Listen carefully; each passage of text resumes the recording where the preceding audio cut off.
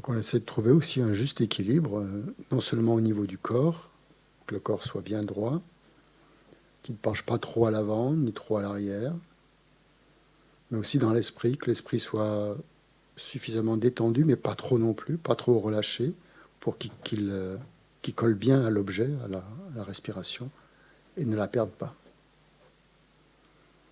Et chaque fois qu'on sent qu'on a perdu cet objet et qu'on est parti dans les pensées, ben gentiment, tranquillement, on revient sur la respiration.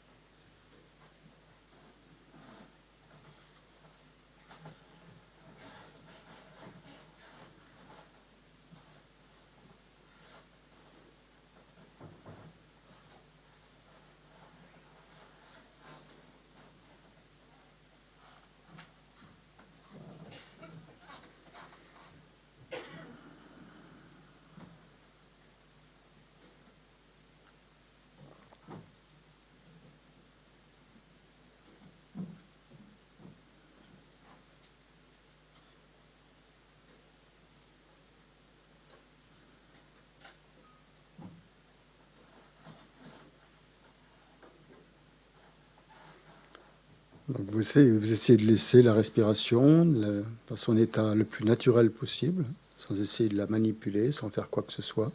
Et pareil pour l'esprit. On reste simplement calme et détendu et en observant la respiration. Comme si on était un témoin, un observateur un peu distant dans son laboratoire qui observe son sujet.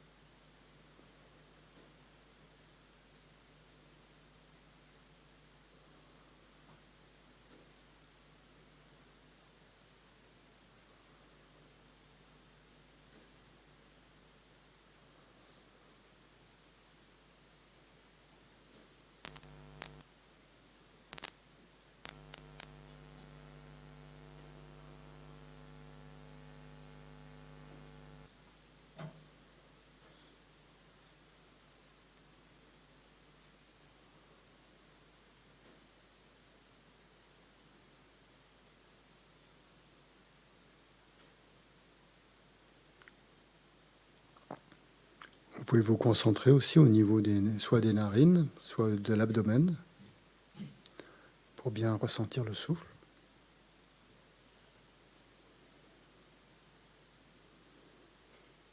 Donc si vous sentez que votre esprit est agité, c'est mieux de se concentrer sur l'abdomen. Si vous sentez au contraire que vous avez tendance à la somnolence, c'est bien de se concentrer sur les narines.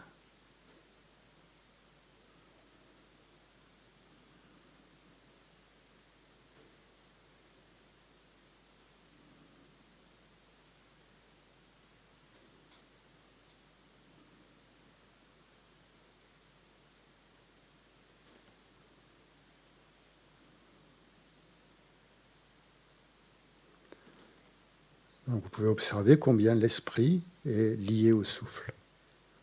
Dès que le souffle se fait plus lent, plus long, l'esprit se calme aussitôt. C'est comme si l'esprit, on dit, chevauchait le souffle.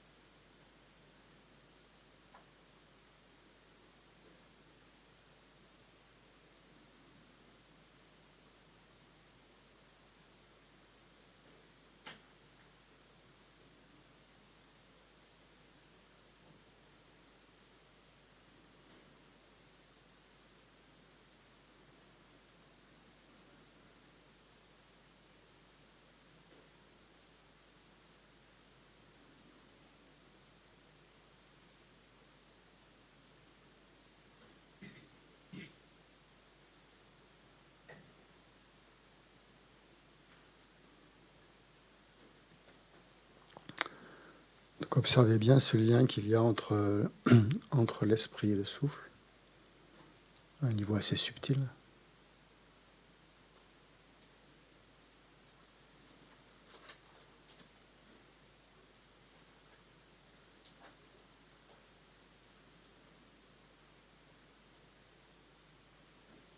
Et que dès qu'on perd la connexion avec le souffle, aussitôt l'esprit se met à vagabonder.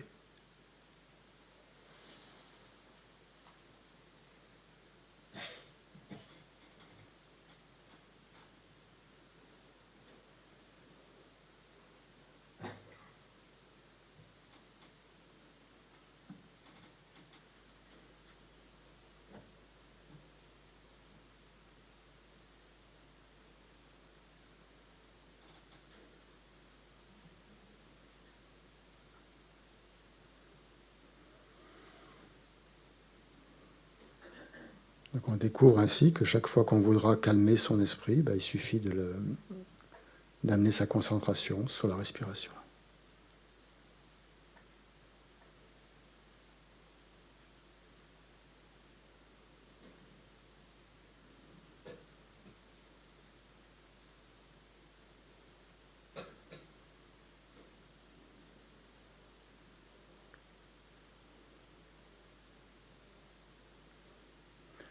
Une fois que notre esprit est calme, que notre respiration est détendue, on peut à ce moment-là générer une motivation pour cette journée qu'on va passer ensemble, où on va méditer, où on va réfléchir, où on va écouter. Et donc cette énergie, ces efforts qu'on va déployer, on va les diriger vers un but altruiste, en pensant que on ne fait pas tout ça seulement pour nous-mêmes, mais pour transformer notre esprit, pour qu'il soit de plus en plus bénéfique aux autres, et qu'on puisse ainsi donner un plein sens à notre vie, en nous reliant déjà à nos proches, et à tous les gens qui font partie de notre vie et qu'on invite pendant cette méditation. Que ce soit des amis, des étrangers ou des gens qu'on fréquente moins parce qu'on n'est pas très en amitié avec eux.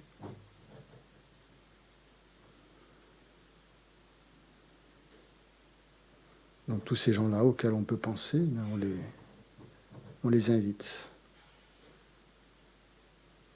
On les intègre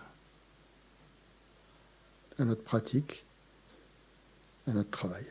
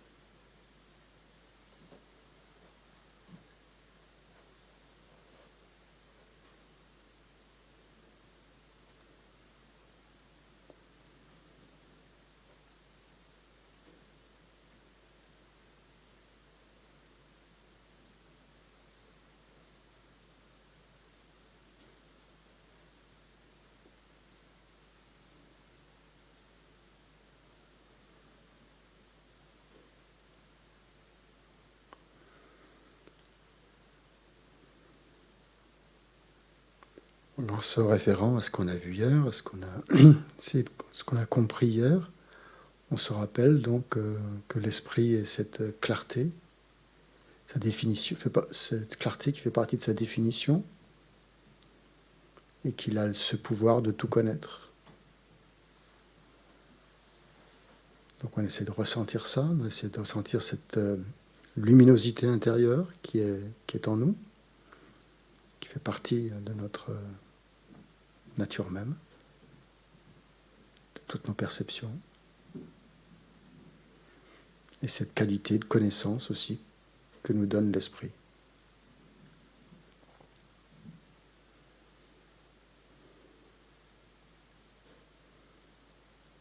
Donc on se relie ainsi à la nature fondamentale de notre esprit, qui est toujours là, comme l'espace est toujours là.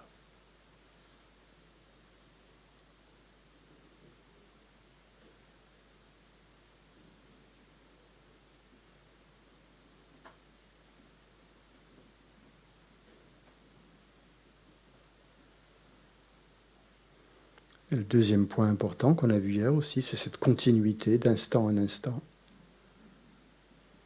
qui ne s'arrête jamais.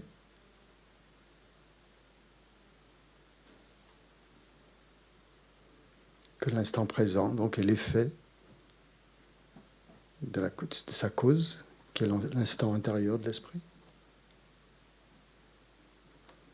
Et que cet esprit présent va donner naissance à un effet qui sera sa continuité. Donc ainsi de suite, on a un flux, un flot d'expériences mentales qui s'enchaînent, qui se succèdent depuis des vies sans commencement. On essaie de se relier à ça, de le ressentir. C'est comme une chaîne d'événements mentaux ininterrompue.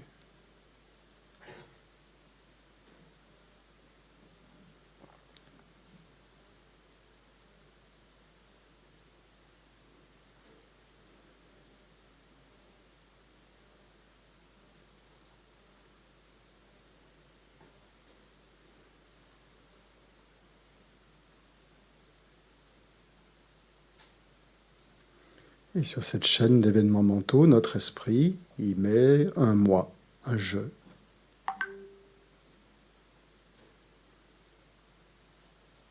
Pour donner une consistance à tout ça, une cohérence. Mais imaginez que vous ne mettiez pas de je sur cette succession d'événements. Que vous le laissiez libre, sans vous identifier à cette continuité.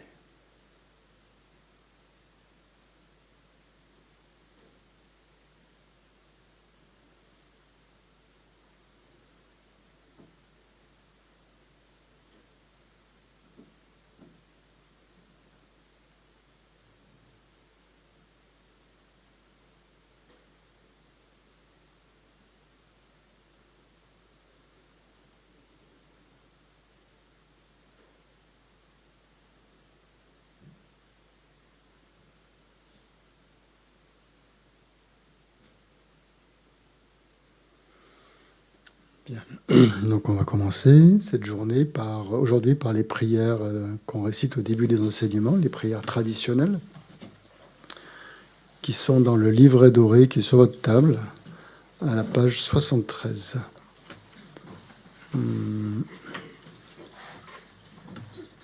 Donc pour ceux qui sont sur Zoom et qui n'ont pas le texte, qui n'ont pas encore téléchargé, je vais le partager. Mais avec le temps, ce serait bien que vous procuriez ce texte. Ça simplifierait les démarches. Donc on va commencer par réciter cette prière qui est une louange au Bouddha Shakyamuni. Donc on a l'habitude ici de la réciter la première fois en tibétain et les 2 fois suivantes en français. Parce que c'est comme ça que des traditions, des générations de maîtres l'ont récité. Et donc on s'inscrit, nous aussi, dans cette tradition, par respect et par confiance. Et pendant qu'on fait cette prière, on peut visualiser que le Bouddha Shakyamuni est présent dans l'espace devant nous. Il l'est par les statues qu'on voit derrière, mais on imagine que ce n'est pas simplement une statue, que c'est vraiment sa présence réelle qui est là et qui nous guide sur la voie. Donc une fois qu'on est Bouddha, on a cette capacité d'apparaître chaque fois que des disciples ou des personnes nous le demandent. Pas forcément d'apparaître physiquement avec un corps, ou en tout cas avec un corps grossier, mais avec un corps peut-être subtil ou simplement par la pensée. Donc ça fait partie des qualités du Bouddha, justement, de l'esprit d'un Bouddha, d'être partout où on l'appelle. Et partout où il y a l'esprit d'un Bouddha, il y a son corps aussi, un corps subtil. Voilà. Donc on essaie de rester conscient de cela pendant qu'on récite ces paroles. Lama tompa chomdende ende shinche padra jompayan dapa zope sangye rikpatan jasu tempa dewa shekpa jikten kyempa kyepo dulwe kaulo gyurwa lanamepa ladaminam gitempa sangye chomdende pelgyelwa shakyatupa la chaksalo Choto Kyapsuchi Om. Maître enseignant, Bhagavan, Tathagata, Arhat, Bouddha pleinement accompli, parfait en connaissance et en bonne conduite, Sugata, connaisseur du monde, insurpassable guide des êtres à discipliner, enseignant de tous les dieux et de tous les hommes, à vous, Bouddha, Bhagavan, glorieux conquérant Shakyamuni, je rends hommage et présente des offrandes, en vous je prends refuge. Maître enseignant, Bhagavan, Tathagata, Arhat, Bouddha pleinement accompli, parfait en connaissance et en bonne conduite, Sugata, connaisseur du monde, insurpassable guide des êtres à discipliner, enseignant de tous les dieux et de tous les hommes, à vous, Bouddha, Bhagavan, glorieux conquérant Shakyamuni, je rends hommage et présente des offrandes, en vous je prends refuge. Vous, chef parmi les hommes, à votre naissance, vous avez fait 7 pas sur cette grande terre et annoncé « Je suis suprême en ce monde ». À vous, sage en ce temps-là, je rends hommage. Corps parfaitement pur, forme éminemment noble, océan de sagesse, vous êtes pareil à une montagne d'or et votre renommée illumine les 3 mondes. À vous, sauveur suprême, je rends hommage. Vous êtes orné des marques excellentes, votre visage est semblable à une lune immaculée et votre teint pareil à l'or. À vous, je rends hommage. Pur comme vous, les 3 mondes ne le sont pas. À vous, dans la sagesse, c'est incomparable, je rends hommage. Sauveur à la grande compassion, enseignant qui connaît toutes choses, champ de mérite aux qualités, aussi vaste que l'océan, à vous ainsi aller, je rends hommage. Par la pureté, il délivre de l'attachement. Par la vertu, il libère des renaissances infortunées. Unique chemin, réalité, pure et suprême, au dharma qui apaise, je rends hommage. Vous êtes libérés et montrez la voie qui mène à la libération. Vous observez avec ferveur les préceptes de l'éthique, champ pur doté de réalisation. À vous, assemblée suprême vouée à la vertu, je rends hommage. Hommage au suprême Bouddha, hommage au refuge du Dharma, hommage à la noble Sangha, avec une dévotion infinie, hommage à vous 3. À vous qui êtes dignes de respect, m'inclinant avec des corps aux aspects les plus divers, aussi nombreux que les atomes de tous les royaumes, avec une foi suprême, je rends hommage. Ne commettre aucune action nuisible, s'engager dans des actions saines, parfaites, discipliner complètement son esprit, tel est l'enseignement du Bouddha. Comme une étoile, une vue déficiente, une flamme, une illusion, une goutte de rosée ou une bulle, un rêve, un éclair ou un nuage. Considérez ainsi tous les phénomènes composés. Par ses mérites, puissent les êtres atteindre l'état d'omniscience et vaincre l'ennemi, les défauts. Puissent-ils se libérer de l'océan de l'existence cyclique, agité par les vagues tumultueuses de la vieillesse, de la maladie et de la mort.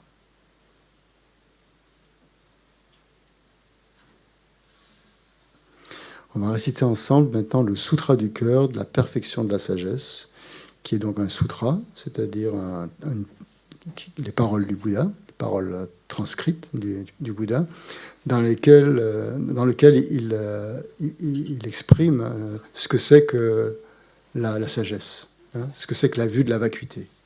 Hein, le fait de... Donc c'est l'enseignement le plus ultime, on pourrait dire, du Bouddha, qui nous met déjà en relation avec notre nature profonde et avec la nature de tous les phénomènes, c'est-à-dire leur vacuité. Donc essayez de vous concentrer en lisant ce texte sur le sens. C'est pas forcément facile dès la première fois qu'on le lit, mais c'est aussi quelque chose qui va prendre corps en vous et acquérir de plus en plus de sens au fur et à mesure qu'on va étudier ça. Donc hommage aux trois nobles rares et sublimes. Voici ce qu'une fois j'ai entendu. Le Bhagavan se trouvait à Rajagriha, sur le pic des vautours, entouré d'une grande congrégation de moines et d'une grande assemblée de bodhisattvas. À ce moment-là, le Bhagavan était absorbé dans la concentration sur les catégories de phénomènes appelés perceptions profondes. Au même moment, le bodhisattva, Mahasattva, Arya Avalokiteshvara, contempla la pratique même de la profonde perfection de la sagesse. Et il vit que les 5 agrégats également étaient vides de nature propre. Puis par le pouvoir du Bouddha, le vénérable Shariputra, s'adressant en ces termes au bodhisattva Mahasattva Arya Avalokiteshvara. Les fils de la lignée, désireux de pratiquer la profonde perfection de la sagesse, comment doivent-ils s'y prendre? Le bodhisattva Mahasattva Arya Avalokiteshvara répondit alors au vénérable Sharadvatiputra. Shariputra, les fils ou les filles de la lignée qui désirent pratiquer la profonde perfection de la sagesse doivent la considérer de la manière suivante. Ils doivent contempler correctement et à maintes reprises le fait que les 5 agrégats, eux aussi, sont vides de nature propre. La forme est vide, la vacuité est la forme, la vacuité n'est pas autre que la forme, et la forme n'est pas autre que la vacuité. De même, la sensation, l'identification, les facteurs composés et la conscience sont vides. Shariputra, ainsi, tous les phénomènes sont-ils vacuités. Ils sont sans caractéristiques. Ils ne naissent ni ne cessent, ne sont ni souillés ni non souillés, ni déficients ni parfaits. En conséquence, Shariputra, dans la vacuité, il n'y a ni forme, ni sensation, ni identification, ni facteurs composés, ni conscience. Ni œil, ni oreille, ni nez, ni langue, ni corps, ni mental. Ni forme, ni son, ni odeur, ni saveur, ni objet du toucher, ni phénomène mental. De l'élément de l'œil et ainsi de suite, jusqu'à l'élément du mental et l'élément de la conscience du mental, il n'y a pas d'élément. Il n'y a ni ignorance, ni élimination de l'ignorance, et ainsi de suite. Jusqu'à il n'y a ni vieillissement et mort, ni élimination du vieillissement et de la mort. Et à l'avenant, il n'y a ni souffrance, ni origine de la souffrance, ni cessation, ni voie. Il n'y a ni sagesse transcendante, ni obtention, ni non-obtention. Shariputra, ainsi, puisqu'il n'y a pas d'obtention, les bodhisattvas se fondent-ils sur la perfection de la sagesse et ils demeurent en elle, l'esprit sans voile et sans peur. Et comme ils sont passés, bien au-delà de toute erreur, ils parviennent au stade final du nirvana. C'est en s'appuyant sur la perfection de la sagesse que tous les Bouddhas des 3 temps, eux aussi, font naître pleinement l'insurpassable éveil parfaitement accompli. Aussi le mantra de la perfection de la sagesse, le mantra de la grande connaissance, le mantra auquel rien n'est supérieur, le mantra égal à l'inégalable, le mantra qui apaise à jamais toute souffrance, doit être reconnu comme véridique, car il ne trompe pas. Et voici le mantra de la perfection de la sagesse. Tayata, gate gate, paragate, parasamgate, bodhi soha. Shariputra, c'est ainsi qu'un bodhisattva, Mahasattva, doit s'exercer à la profonde perfection de la sagesse. Puis le Bhagavan sortit de sa concentration et loua le bodhisattva Mahasattva Arya Avalokiteshvara en disant « Bien, bien, ô fils de la lignée, il en est ainsi, il en est bien ainsi. C'est exactement comme tu viens de l'exposer qu'il convient de pratiquer la profonde perfection de la sagesse. » Et les Tathagatas eux-mêmes se réjouissent. Lorsque le Bhagavan eut dit cela, le vénérable Sharadvatiputra, le bodhisattva Mahasattva Arya Avalokiteshvara, l'entourage au complet, ainsi que le monde des dieux, des hommes, des asuras et des gandharvas, furent remplis de joie et louèrent les paroles du Bhagavan. on va dire ensuite une prière qui fait partie un peu de cette récitation du sutra, qui s'appelle la prière à la Dakini au visage de lion, ou de lionne, et qui a pour but d'éliminer les obstacles à notre écoute des enseignements. De la sphère sacrée suprême de Ketchara, vous qui par vos pouvoirs de clairvoyance et d'émanation magique prenez soin des pratiquants comme une mère de ses enfants, devant l'assemblée des Dakini des 3 endroits, je me prosterne. Akasamara Sachadara Samarayape. On récite 21 fois ce mantra. Akasamara Sachadara Samarayape.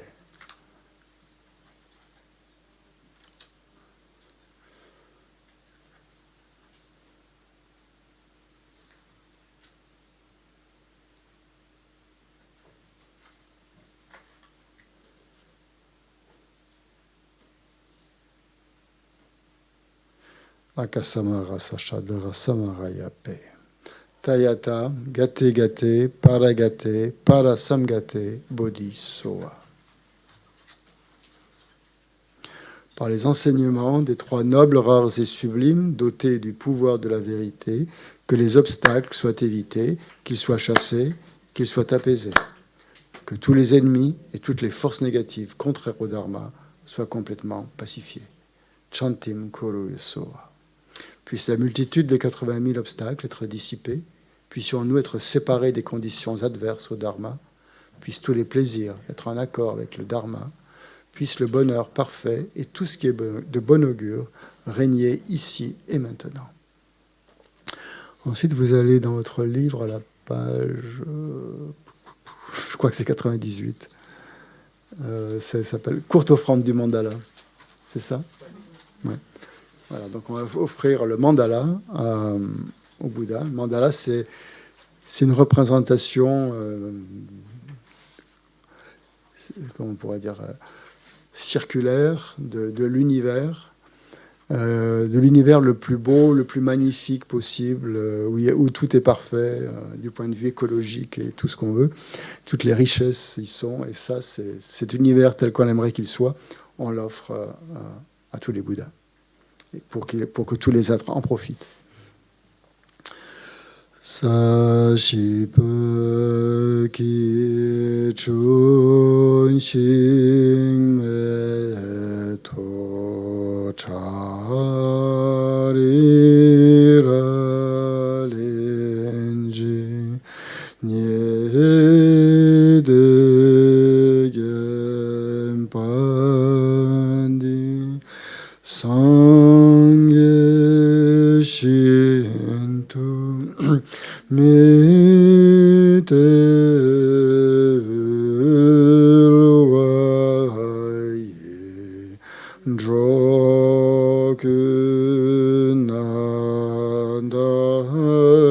jingla chupashum.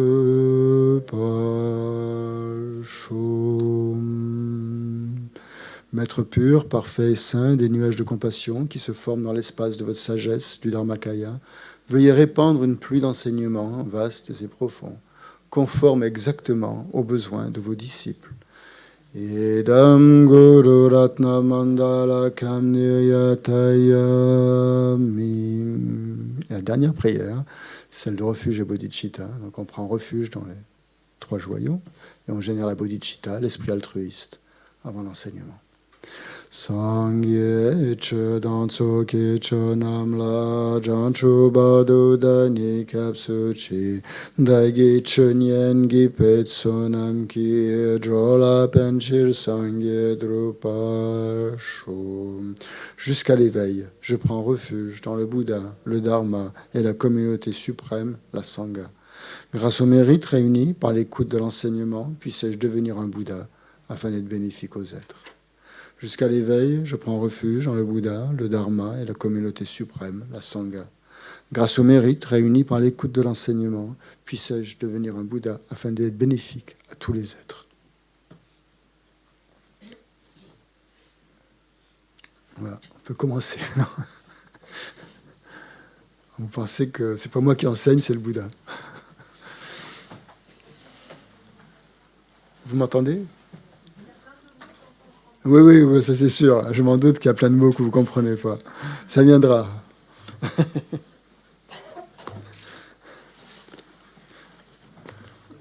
On va pas les expliquer tout de suite. On verra au fur et à mesure, vous allez comprendre.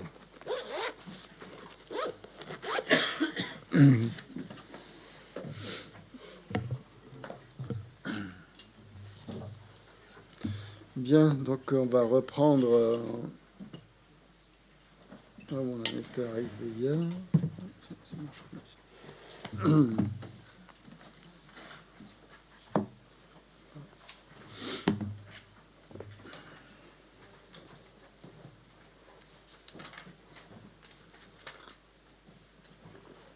Donc pour résumer un petit peu tout ce qu'on a vu, tout ce qu'on a dit, les points principaux en tout cas de ce qu'on a vu hier, c'était que donc l'esprit est défini par cette clarté et ce pouvoir de connaissance qui est là à chaque instant et qui nous permet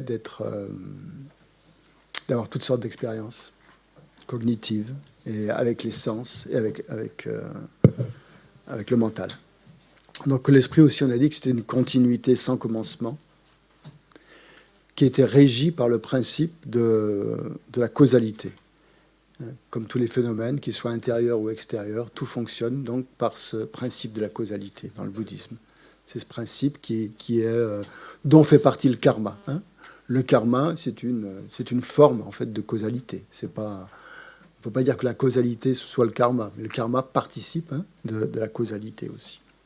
Ce qu'on avait dit aussi, c'est que chaque moment d'expérience naît enfin, d'un moment précédent, et ce, à l'infini.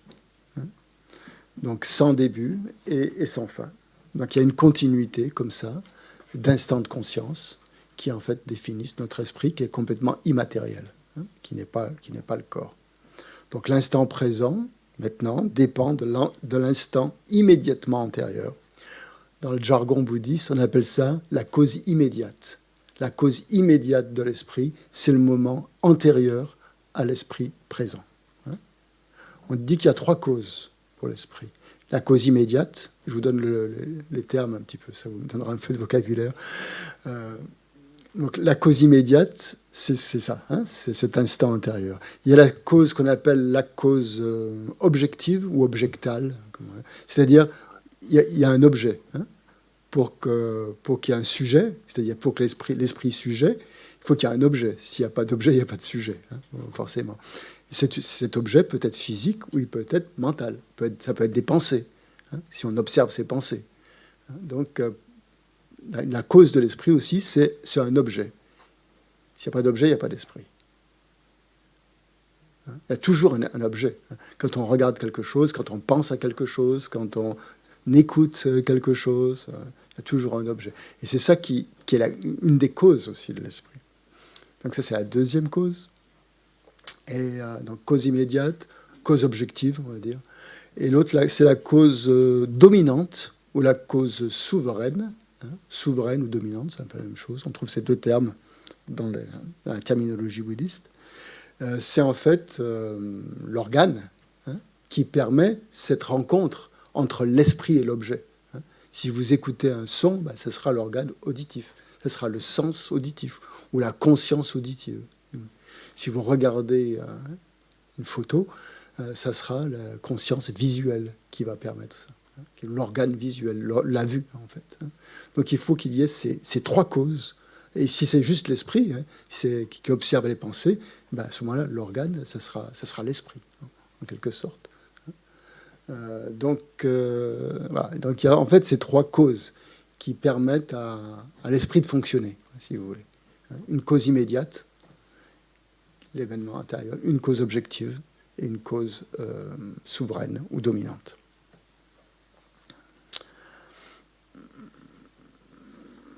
Donc cette continuité, comme on a dit hier aussi, n'a pas de commencement. Il n'y a pas un début. Il n'y a pas un début à ça. Il n'y a pas quelque chose qui fait que ça a débuté. Comme le corps a un début, il a un commencement. Pour l'esprit, non. Donc l'esprit n'a pas de source. On peut remonter comme ça à l'infini, dans une infinité de vies antérieures. Et tant qu'on ne sera pas libéré du samsara, ça continuera. On va après cette vie, on prendra notre esprit, trouvera un nouveau corps dans lequel se réincarner pour continuer son cheminement et à l'infini, tant qu'on n'est pas libéré du cycle des existences. Je regarde, mais parfois on l'a enlevé. La roue de la vie, hein, on voit la roue de la vie, comme tu l'avais tout à l'heure sur ton... Hein, c'est la roue de la vie qui illustre, elle est là-bas au fond, ouais, là, tout au fond de la salle. La roue de la vie qui représente le samsara, en fait, qui représente cette continuité de l'esprit qui tourne en rond, comme dans un cercle vicieux, au sein du samsara. Et la libération, c'est justement la sortie de l'esprit de ce samsara. Donc le samsara, c'est dans l'esprit. Hein. C'est représenté par un cercle physique mais bon, en fait, c'est notre errance mentale, en fait, hein, dans ce samsara. Notre esprit tourne en rond en recréant toujours le karma et avec le karma, donc des perturbations mentales qui créent aussi du karma et ainsi de suite. Il y a une espèce d'effet de boule de neige comme ça qui se perpétue dans ce samsara. Donc, en fait, on pourrait dire qu'il n'y a pas de début, mais le samsara n'a pas de commencement. Hein, mais lui, par contre, il a une fin. La fin, c'est de se libérer de ce samsara.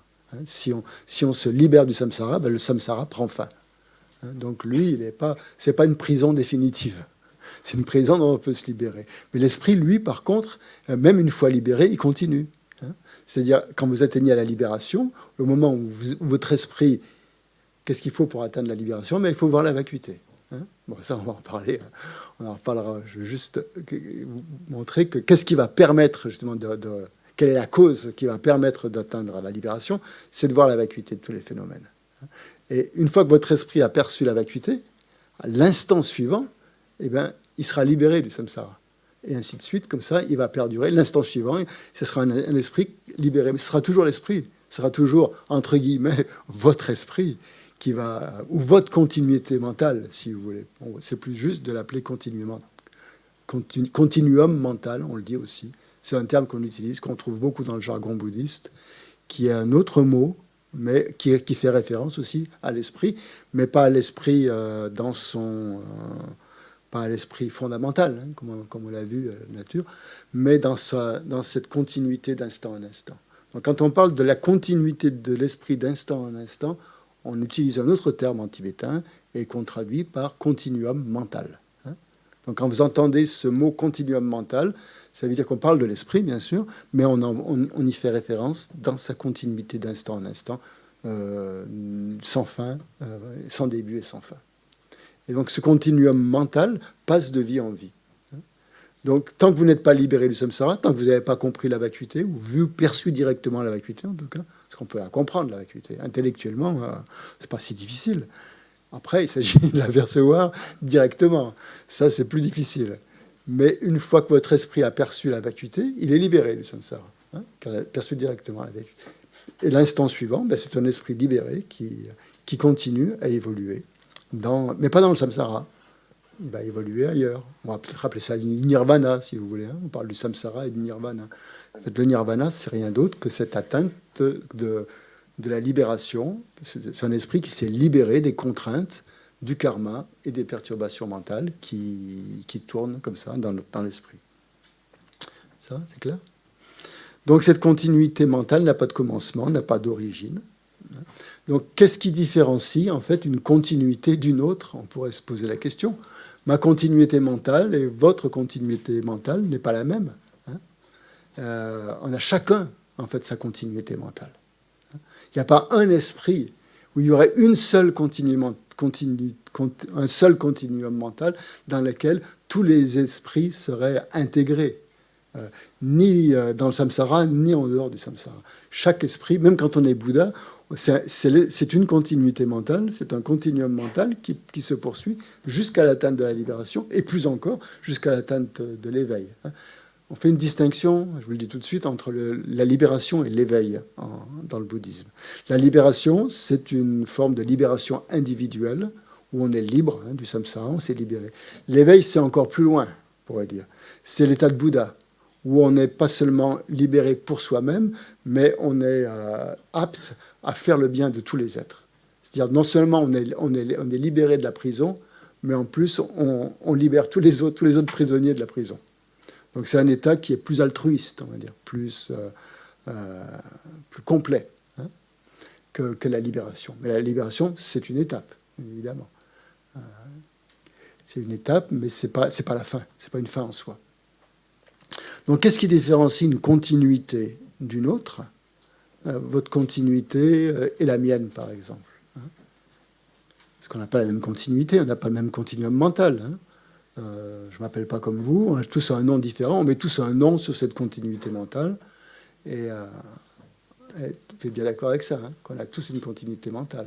On ne pense pas de la même manière, on ne voit pas les choses de la même manière, on n'est pas sensible aux mêmes choses, on a tous notre histoire, on a tous notre passé, on a tous voilà, des histoires personnelles, on va dire.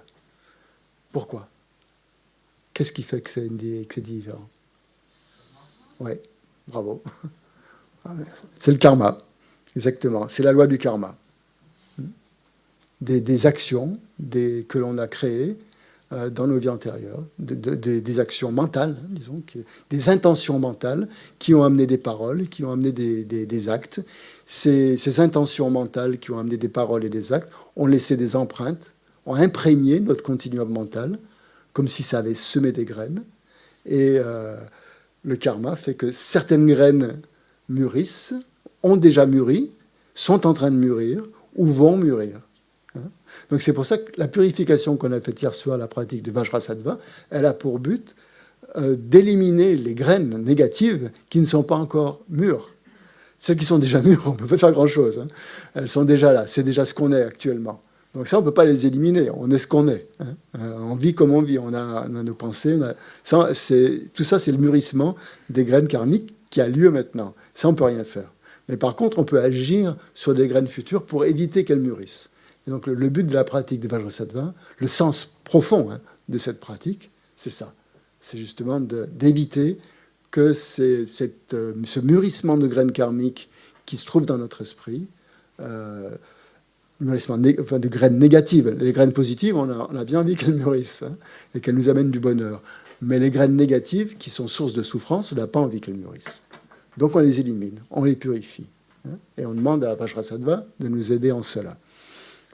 Qui est un Bouddha, donc, qui nous assiste. Et donc, c'est pour ça qu'on prend comme appui une représentation de Bouddha, qui en fait n'est pas autre chose que notre esprit complètement purifié.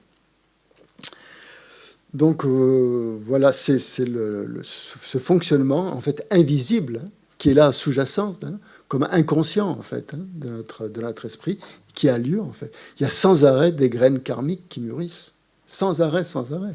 Il y a un mûrissement karmique qui a lieu à chaque instant. Hein. Au moment où je suis en train de parler, au moment où vous êtes en train de ressentir ça, au moment où vous êtes en train de penser ceci ou cela, c'est un mûrissement karmique. C'est quelque chose qui est en train de germer dans votre esprit. Quelque chose qui... Donc imaginez le milliard de graines, de potentialités, de semences karmiques qui sont dans notre esprit. C'est absolument fabuleux.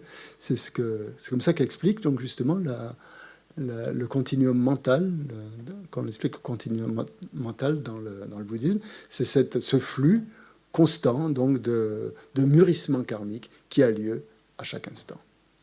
Donc plus on va éliminer ces graines karmiques négatives, plus notre esprit va retrouver sa pureté originelle, en quelque sorte. Puisque c'est ce qui nous encombre, c'est ce qui fait qu'on n'est pas encore libéré, c'est parce qu'il y a encore des attaches karmiques qui nous empêchent de voir les choses de manière plus claire et plus réelle. Hein. Parce qu'en fait, ces graines karmiques créent des voiles dans notre esprit. Et s'il n'y avait pas ces graines karmiques, s'il n'y avait pas ces voiles, on percevrait directement la vacuité. On percevrait directement la réalité telle qu'elle est. Mais tant que ces voiles karmiques sont là, ils opacifient notre esprit et ils nous empêchent de voir les choses telles qu'elles sont. Donc quand on fait une purification, c'est de ça dont il faut se débarrasser, dont on essaye de se débarrasser. C'est de ces voiles pour pouvoir être être en accord avec la réalité, hein, être en raccord avec la réalité. Et c'est en fait le but de la pratique bouddhiste, d'éliminer ces voiles. C'est pour ça qu'hier on a parlé de purification de l'esprit. Hein, l'esprit doit être purifié. C'est pas que l'esprit n'est pas pur. Originellement, il est pur, hein, comme on l'a dit. On le ressent quand on médite. On peut le comparer à l'espace. Originellement, il est parfaitement pur. Mais cette pureté, on peut l'entrevoir parfois, hein, dans des moments, par exemple, dans des expériences méditatives, ou dans des moments particulièrement, on va dire, pas forcément mystiques, mais je sais pas, quand on observe quelque chose de beau devant une œuvre d'art, par exemple, ou quand on, je sais pas, quand l'esprit tout d'un coup devient extrêmement, ou devant un beau coucher de soleil, ou quand on est transporté par une joie extrêmement forte, extrêmement puissante, où on sent que tout d'un coup il y a quelque chose de un peu de magique qui a lieu, et on a peut-être des perceptions très, très, très éphémères, comme des flashs, de cette nature de l'esprit dans laquelle on est parfaitement bien. Hein. On a tous eu plus ou moins des expériences où on s'est senti parfaitement bien et complètement en accord avec cette nature. Mais cette nature, elle n'est pas là tout le temps, justement, parce que tout de suite, dès qu'on en a un aperçu, ben, les voiles karmiques font que ben, ça se rebouche, quoi, un petit peu. C'est comme des nuages, quoi, en fait, qui obstruent la clarté du soleil. Donc la purification qu'on a faite comme hier, c'est ça, c'est éliminer de son esprit ces nuées, tous ces nuages qui sont là et qui empêchent de percevoir cette clarté fondamentale. Donc ça ne veut pas dire que l'esprit n'est pas pur, fondamentalement il l'est, mais c'est comme si cette pureté nous était masquée, hein, nous était obstruée. Donc il faut essayer de voir, la percevoir à travers ces nuages. Et c'est le but de la pratique. Donc chacun, du fait de la loi du karma, a son propre continuum mental, qui a un fonctionnement donc invisible des actes des graines donc qu'ont laissé nos actes physiques, verbaux et mentaux, hein, et leurs effets. Donc oui, pardon. Tu voulais. Oui, je suis en train d'en parler. C'est ça, c'est son potentiel. Quel est le potentiel de l'esprit? C'est son potentiel de pouvoir être libre, justement, de retrouver cette pureté, de se développer, de retrouver cette pureté qui est déjà là.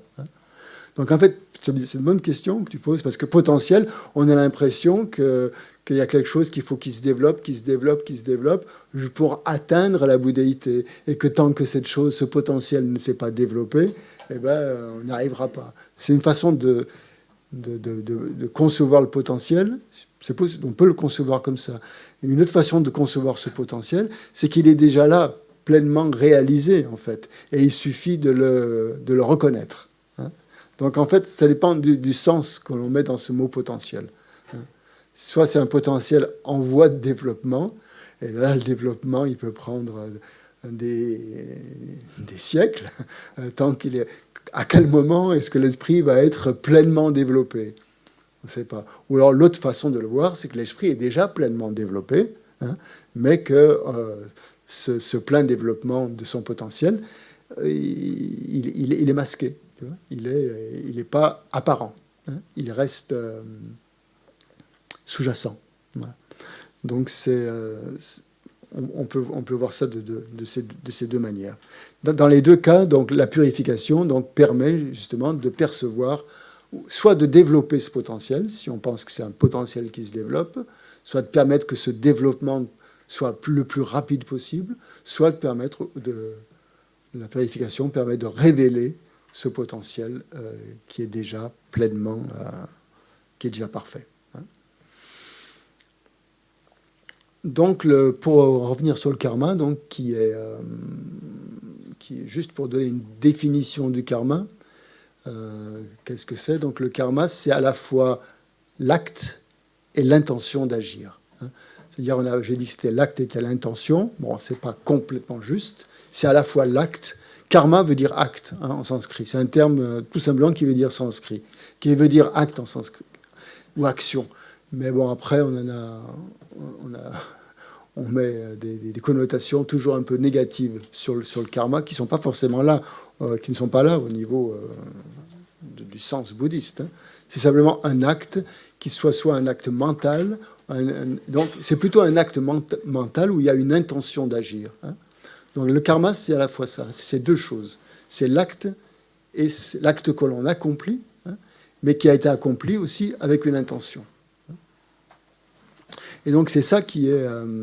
cette intention, donc elle vient d'où, effectivement, elle vient aussi de nos tendances, hein, à agir d'une certaine façon.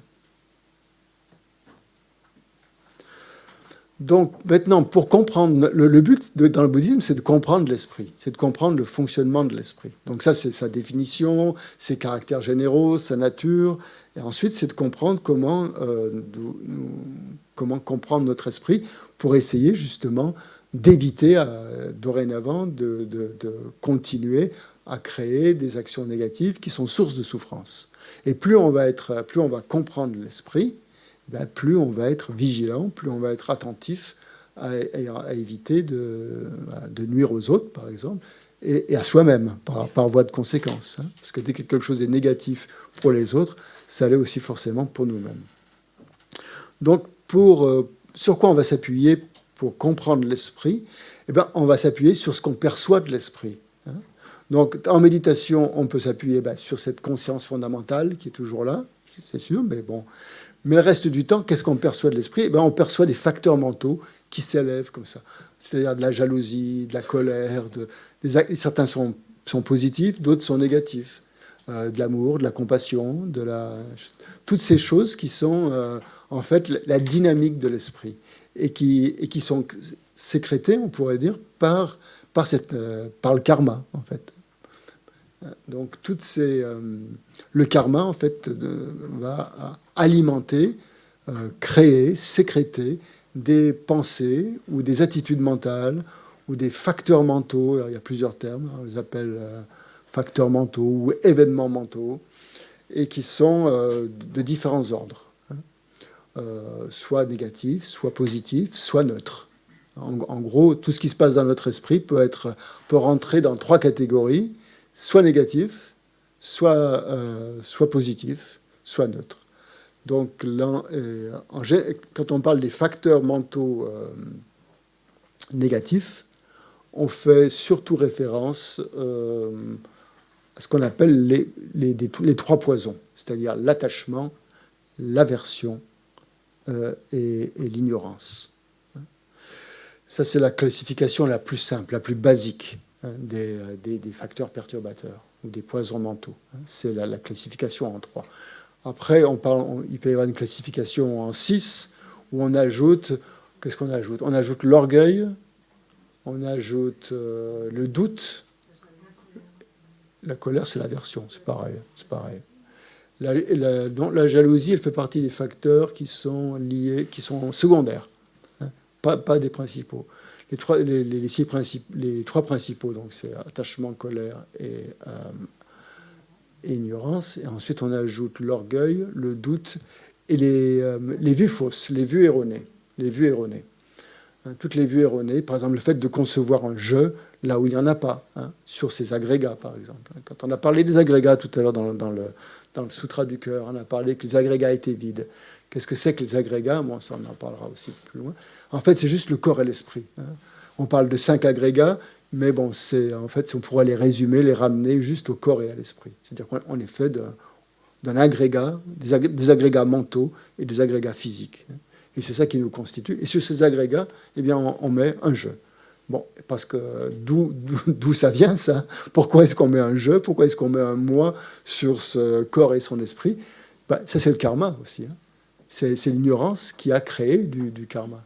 C'est du fait que on a cette ignorance depuis des temps sans commencement. On s'en est pas encore libéré. Et donc, à cause de cette ignorance, eh bien, on crée des actions négatives parce qu'on attribue toujours une réalité à ce jeu, à ce moi. Du fait qu'on attribue une réalité réelle et, comment dire, intrinsèquement existante à ce jeu, on va créer des actions forcément négatives pour protéger ce jeu. On va vouloir obtenir des choses qui vont renforcer cette notion de jeu. Et en renforçant cette notion pour renforcer cette notion de jeu, ben, on va faire des choses forcément négatives. Et ça va créer de l'attachement. L'attachement à des choses dont on a l'impression qu'elles font vraiment partie de nous. Et que si ces choses-là ne sont plus... si on les perd, eh ben, ça y est, c'est fini. Notre vie est terminée. Donc, d'où l'attachement. L'attachement à des choses ou à des êtres qui renforcent en fait notre idée du moi, qui la confortent, qui lui donnent une valeur, qui lui donnent plus d'estime, qui lui donnent enfin plein de choses comme ça, qui solidifient encore ce moi.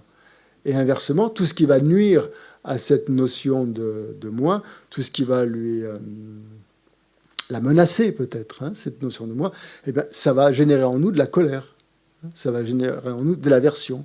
Si quelqu'un se montre désagréable envers nous, tout de suite, on va avoir du rejet. On va rejeter cette personne. Hein. Ou si quelque chose nous menace notre vie, ça va développer de l'animosité. Tout ça, donc, c'est lié, hein, extrêmement lié à l'ignorance, qui attache une réalité intrinsèque à un jeu. C'est ça, l'ignorance, dans le bouddhisme. Être ignorant, ça veut pas dire être stupide, être bête. Être ignorant dans le bouddhisme, c'est dire ne pas voir la réalité des choses, hein, ne pas voir les choses telles qu'elles sont, hein, mais les voir à travers le filtre du jeu, du moi, qui veut soit, dans un cas, soit le réconforter, soit dans l'autre cas, éliminer tout ce qui peut le menacer. D'où l'attachement et d'où aversion. Et attachement et aversion sont donc des facteurs négatifs parce que ça nous emmène à avoir des actes négatifs, à prononcer des paroles négatives aussi, pour protéger ou pour éloigner ce qui est menaçant. Donc c'est comme ça que ça fonctionne. Donc on dit que l'ignorance, est finalement, dans notre esprit, est la base de toutes les perturbations mentales, amène toutes les autres perturbations mentales. Donc à partir de ces trois-là, il va y avoir des dérivés de toutes sortes de perturbations mentales. Je peux vous en donner la liste, si vous voulez, des facteurs mentaux secondaires. Donc, par exemple, les perturbations, on en dénombre, dans le bouddhisme, on en dénombre 20. Hein. C'est-à-dire, il y a 3 perturbations ou 6 perturbations racines.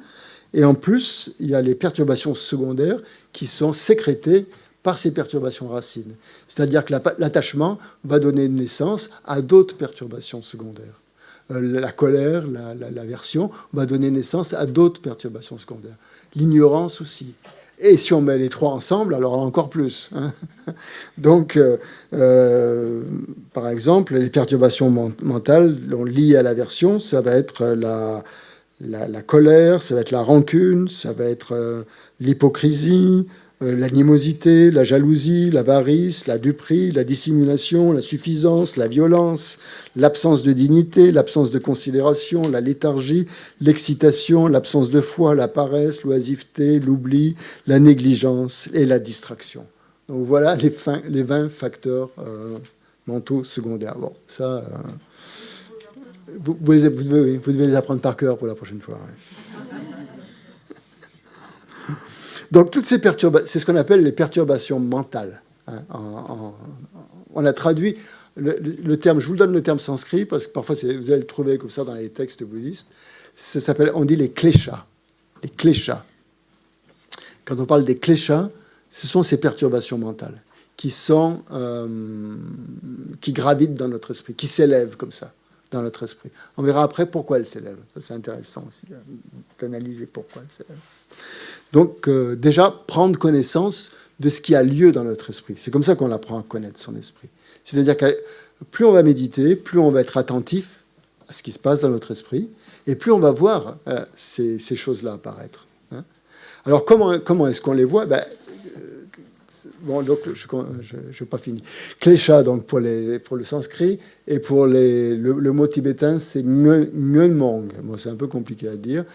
Ngönmong, c'est difficile à traduire. Tous les traducteurs s'y cassent les dents. C'est pour ça que, finalement, parfois, on ne traduit pas. On met klesha. Comme ça dit vraiment ce que ça veut dire. Si vous connaissez la définition des kleshas, ce n'est pas la peine de le traduire. Moi, je le traduis par perturbation mentale, parce que c'est ce qui, je trouve, est le plus proche de la définition. Hein. Mathieu Ricard, il utilise les toxines mentales. C'est joli. Mais c'est la même chose. Donc, vous allez entendre toutes sortes de termes comme ça en français. Vous allez lire hein, perturbation mentale, poison mentaux, toxines mentales. Qu'est-ce qu'on dit encore? Les afflictions, les affections. J'ai un ami traducteur, il a compté 26 traductions différentes du même mot. On n'a pas encore normalisé tout ça, hein, donc ça va venir. On est au début de la traduction, mais ça viendra. Donc les Tibétains ont traduit klesha par Ngömong, qui veut dire ce qui trouble l'esprit. Hein. C'est quelque chose, en fait, qui fait que l'esprit est agité ou n'est pas serein. Il est perturbé en quelque sorte. Donc comment est-ce qu'on voit qu'on a une perturbation mentale? C'est très simple. Quand votre esprit commence à être agité quand votre esprit n'est pas calme, quand votre esprit n'est pas serein, qui est son état naturel, c'est qu'il est sous l'effet d'une perturbation mentale. Donc après, c'est d'analyser quelle est cette perturbation mentale. Bon, là, on en est vraiment au balbutiement. Hein, on n'en est pas dans... Ça viendra plus tard. Hein, même pas dans la découverte du bouddhisme. En fait, on étudiera vraiment ces facteurs mentaux en détail. Hein. C'est après, dans le Péba, on a tout un cursus là-dessus. Là, c'est juste pour vous donner différentes petites touches comme ça, pour vous montrer de quoi est fait l'esprit. Hein. Mais ça vaut vraiment le coup, à un certain niveau, d'étudier ces perturbations mentales et d'étudier leurs effets, comment elles fonctionnent. Mais c'est surtout intéressant de les voir apparaître. Et donc, si déjà on voit apparaître l'attachement et l'aversion au quotidien, c'est déjà bien. On est sur la bonne voie, on fait du bon travail. Parce que souvent, on les occulte, ces perturbations mentales. On ne veut pas les voir, hein, parce que ça nous dérange. C'est la définition du mot perturbation mentale. C'est ce qui dérange l'esprit. Hein, c'est ce qui le perturbe, c'est ce qui le trouble, c'est ce qui fait que l'esprit n'est pas serein. Je ne sais pas si j'ai d'autres définitions, mais en fait, en gros, c'est ça. Hein. Ngömong, ça veut dire qui perturbe, qui agite, qui trouble, où l'esprit perd sa sérénité. Donc, dès qu'on sent ça dans son esprit, on regarde ce qu'il y a. On regarde d'où ça vient. Si c'est par attachement, si c'est par colère, si c'est de la jalousie, si c'est quoi. Et on essaye de... Donc, voilà, si vous voulez, je vous donnerai la liste. Hein. Dans les autres découvertes du bouddhisme, les fois précédentes, je leur donnais la liste. Mais ça leur faisait peur. Ils disaient non, c'est trop. Pour une première fois, il vaut mieux commencer. Donc, je peux vous la donner, mais bon, c'est pas vraiment utile. Il suffit de savoir qu'il y a les trois principales, hein, c'est-à-dire l'ignorance, la colère et l'attachement, et déjà de regarder ces trois-là, comment ça apparaît. Donc toutes ces perturbations mentales, elles ne sont pas simultanées, c'est déjà pas mal. On n'en a qu'une à la fois. Quand vous avez en général...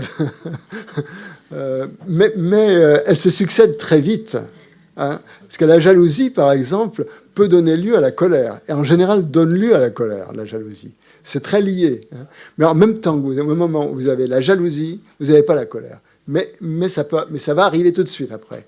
Et la jalousie va donner naissance à la colère. Hein. On va être en colère, hein, automatiquement. Et l'attachement, pareil. Au moment où on est attaché, on se sent attaché à quelque chose ou à quelqu'un, on ressent cette émotion, on va dire. Donc, le bouddhisme dit que c'est une émotion négative, parce qu'elle provoque un trouble mental, disons. Ce n'est pas une émotion positive, l'attachement, dans le bouddhisme. L'amour, oui, mais il ne faut pas confondre l'attachement et l'amour. Hein. L'attachement, c'est lié au je, c'est lié au moi. Hein. C'est vouloir être heureux, surtout, l'attachement.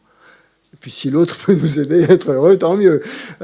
C'est un plus. Et en fait, on aime surtout l'autre pour soi, quoi, dans l'attachement. Hein. C'est surtout ça l'idée. L'amour, non. L'amour, c'est complètement altruiste. Hein. Dans la définition, hein, je parle. Après, faut nuancer tout ça. Quand on est attaché à quelqu'un, c'est qu'on l'aime aussi quand même. On n'est pas attaché à ce qu'on n'aime pas. Hein. Donc je pense que dans l'attachement, il y a aussi un peu d'amour. Parfois beaucoup même. Mais ce n'est pas l'amour pur au sens du bouddhisme. Hein. Donc on fait une distinction entre attachement et amour, nécessaire, au niveau de la définition. L'attachement, c'est être attaché à une chose. en pensant que cette chose, elle est indispensable. Et si on ne l'a pas, on est mort. On va mourir. Donc il nous la faut absolument. Donc on va se battre pour avoir cette chose-là. Et après, quand on l'a, on ne va pas être satisfait non plus parce qu'il va falloir la garder. Et la garder, ça va demander encore des efforts. Et encore et encore. Ou alors, on va vouloir avoir cette chose, mais on ne va pas réussir à l'avoir. Et donc là, on va être très frustré. Et donc l'attachement, c'est pour ça que l'attachement est négatif. Parce qu'il amène ses frustrations, il amène ses colères, il amène ses troubles mentaux. Donc c'est jamais un état serein, l'attachement. L'amour, oui. L'amour, ça ne veut pas dire être amoureux, l'amour. Ça veut dire vraiment aimer l'autre pour ce qu'il est. C'est-à-dire pas vouloir forcément en retirer un plaisir personnel, mais vraiment aimer l'autre, la personne, pour ce qu'elle est, comme une mère, par exemple, pour ses enfants. Je pense. C'est peut-être l'amour le plus pur que l'on puisse avoir, encore que, pas toujours, bien sûr. Ça dépend des cas, mais c'est peut-être ce qui va se rapprocher le plus de l'amour au sens bouddhiste, d'ailleurs un amour qui est complètement désintéressé, quoi, en quelque sorte. L'attachement, c'est pas du tout désintéressé. Donc, voilà. Donc, si cet attachement n'est pas nourri ou il n'est pas satisfait, et il n'est jamais satisfait, l'attachement. C'est ça le problème. C'est ça le samsara. C'est qu'on a cet attachement, mais comme on n'arrive pas à l'obtenir, l'objet de ses rêves, ou la personne de ses rêves, ou à la garder, ça crée une espèce de perturbation sans cesse qui nous agite, une agitation constante. Donc c'est jamais un esprit serein. On compare souvent l'attachement au syndrome de l'eau salée. L'attachement, c'est une soif. On a soif. Mais l'objet que l'on utilise pour boire, manque de peau, il alimente cette soif. C'est comme l'eau salée. Vous avez soif, et vous vous précipitez sur de l'eau, mais elle est salée, et vous allez avoir encore plus soif. L'attachement, c'est exactement la même chose. Du fait de notre esprit perturbé, il va se précipiter sur un objet aussi perturbé que notre esprit. Et donc, forcément, ça va alimenter encore la soif. Donc, éviter déjà l'objet perturbé, mais comme on est dans cette dynamique du samsara, tout ce qu'on rencontre dans le samsara avec un esprit samsarique, c'est des objets samsariques aussi, qui alimentent cette soif. Donc, c'est en ça que l'attachement est quelque chose de très, très, très pernicieux. Et c'est un peu un traître, on dit l'attachement, parce qu'il se fait passer pour un ami, pour quelqu'un qui nous veut du bien, qui veut notre bonheur. Oh, si je pouvais avoir le nouvel iPhone 14 Plus, je serais vraiment heureux. Vous l'achetez, puis après, ils ont sorti le numéro 15, vous voulez le 15, ainsi de suite. Et ça, ça c'est pour tout. Donc, c'est ce besoin de vouloir alimenter une soif permanente, qu'on appelle l'attachement. Et donc, qui est très, très néfaste. Et donc, si on n'a pas obtenu cet objet ou cette personne, ou l'objet de notre attachement, en tout cas, eh bien, on va être insatisfait. Et ça va générer de la colère. Donc, de l'attachement va naître la colère. Mais pas en même temps. Au début, quand on a l'attachement, on n'a pas la colère. On est peut-être très enthousiaste, mais très agité aussi. Mais si on ne l'a pas, par contre, ça crée une frustration, une insatisfaction, et donc la colère se met en place. Et la colère, c'est plus facile à voir que la colère est un état d'esprit négatif, puisque tout de suite, on est mal. Je ne sais pas vous, mais... Quand on est en colère, on n'est jamais... Quelqu'un qui est en colère, il n'est pas heureux, quoi. On ne peut pas dire ça. Mais pareil pour l'attachement. Quelqu'un qui est attaché à quelqu'un, il n'est pas heureux non plus, parce qu'il est toujours agité.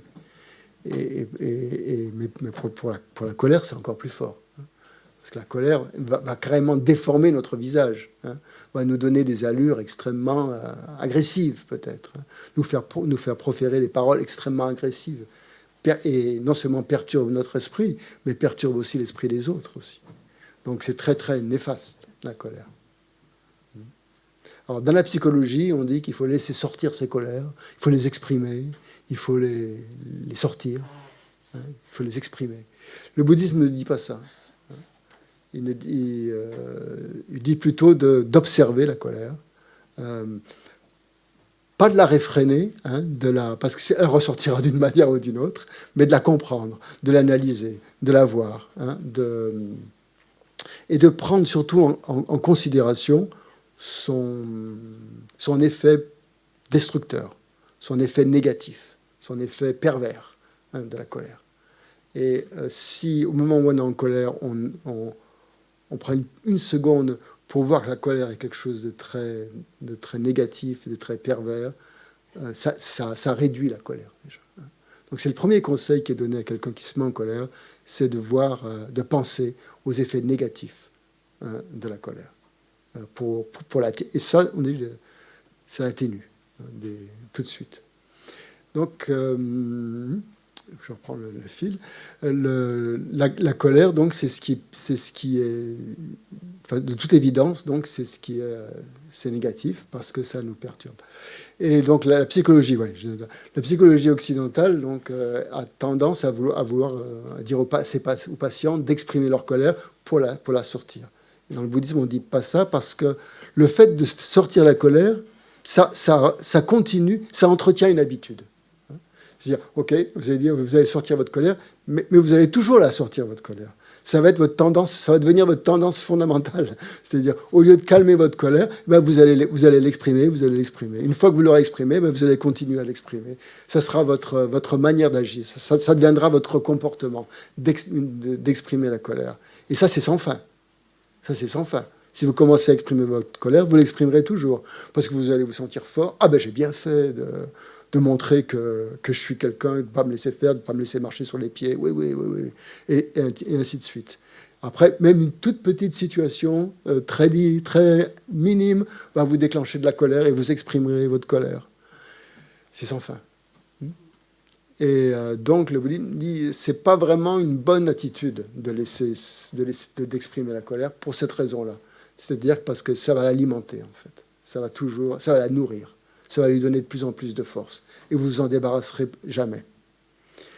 Et donc, et d'autre part, le bouddhisme voit une vision beaucoup plus large aussi. C'est-à-dire que cette colère, elle vient sûrement des vies antérieures. Vous avez peut-être tendance à vous comporter comme ça, mais vous n'allez pas continuer à le faire comme ça toute votre vie.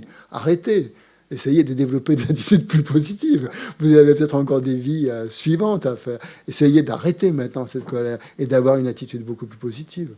Et puis une autre facette que montre le bouddhisme par rapport à la colère, et à mon avis, que ne montre pas la psychologie occidentale, quoique j'en sais rien, je n'ai pas étudié ça à fond, c'est que dans la colère, on n'est pas quand il y a une colère, ça implique l'autre aussi avec. Donc il y a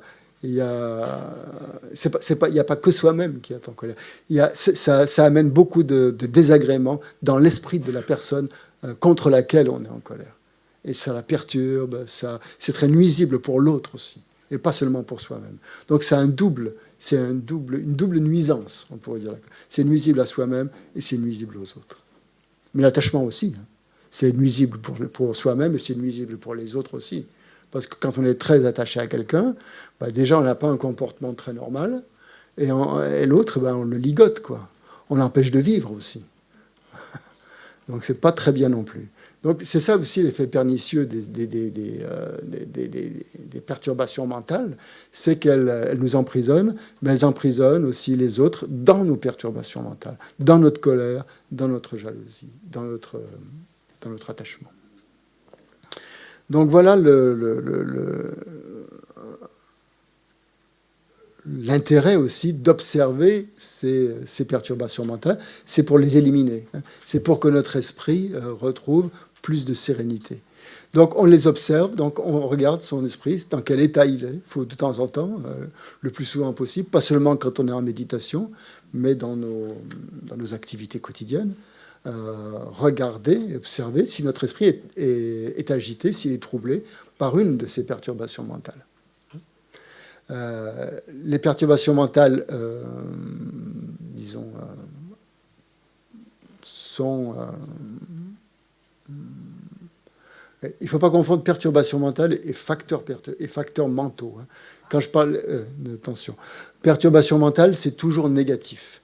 Dans les facteurs mentaux, il peut y avoir des facteurs positifs. peux vous donner la liste des facteurs positifs, si vous voulez. Après, vous aura donné la liste des facteurs négatifs. Il y en a moins, c'est bizarre. Il y en a 20, des perturbations secondaires, il y en a 20, plus 6, ça fait 26. Des perturbations négatives, des facteurs mentaux négatifs, il n'y en a que 11. C'est la foi, la confiance. Je me suis trompé, bon, excusez-moi. Donc les facteurs mentaux positifs, c'est 11 et 26 pour les négatifs. Donc les facteurs mentaux positifs sont la foi, la conscience morale, c'est-à-dire un sentiment avoir une conscience morale, quoi, voilà. La considération éthique, ça c'est plutôt pour les autres. La conscience morale, bon, c'est pour soi et les autres, bien sûr, mais considération éthique. L'absence de convoitise, de pas toujours vouloir. L'absence de haine, d'aversion, donc. L'absence d'ignorance, bien sûr. L'effort, l'effort fait partie des facteurs perturbateurs. Enfin, je commence à être perturbé. La relaxation, la malléabilité, l'esprit, la souplesse d'esprit, on va dire. La diligence, l'équanimité et la non-violence. Donc ça, ce sont des facteurs mentaux positifs.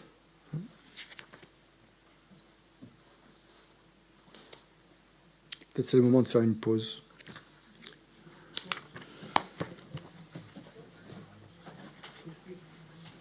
On fait une petite pause jusqu'à 11h20, 11h30, 11h35. Ouais, 11h35. Quelqu'un sonnera le gong tout à l'heure? Oui.